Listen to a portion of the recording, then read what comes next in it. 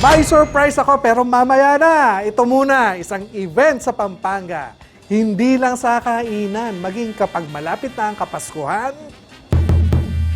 Ligligan Parol, Kapampangan yan. Kapag translate sa English, Ligligan Parol means Lantern Competition. Pero mas kilala siya ngayon sa tawag na Giant Lantern Festival na nangyayari sa San Fernando, Pampanga every year, and this year sa December 17 siya gagawin sa Robinson's Star Mills.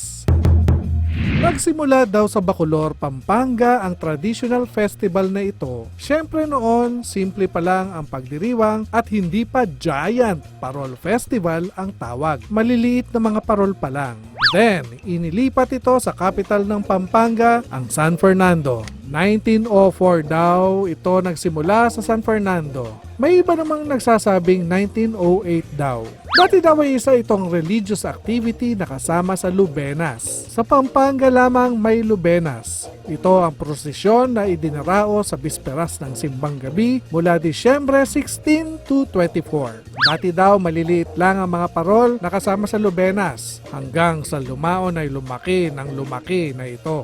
At ang mga designs gumanda ng gumanda. At sa kalaunan, one for all for one na ang kooperasyon ng bawat mamamayan sa bawat baryo sa paggawa ng kanilang entering parol. 1931 na magkaroon ng electricity sa San Fernando. Dito, opisyal na naging giant ang mga parol. Thus the birth of the first Giant Lantern Festival.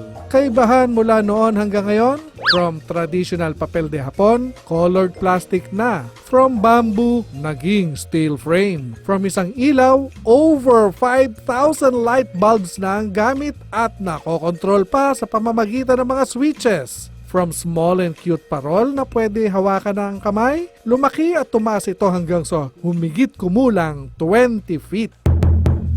Last year, anong barangay ang nanalo? Barangay Dolores, beating 10 other barangays. Ikalawang panalo na nila ito. Ngayong taon kaya, sa December 17, anong parol kaya sa anong barangay kaya ang mananalo? Abangan natin. Pero dapat alalahanin din natin na kahit naging magarbo na ang mga parol at paraan ng pagse-celebrate ng Giant Lantern Festival, ang mensahe mula noon hanggang ngayon ng festival na ito ay hindi pa rin nagbabago. Light and hope.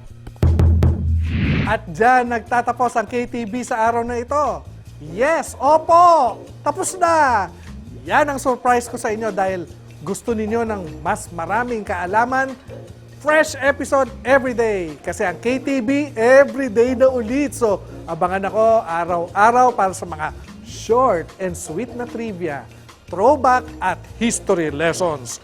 Dahil araw-araw na ulit tayo. Ako si BSJ, ang hindi lumingon sa pinanggalingan, malamang matapilok sa paroroonan. Hanggang bukas.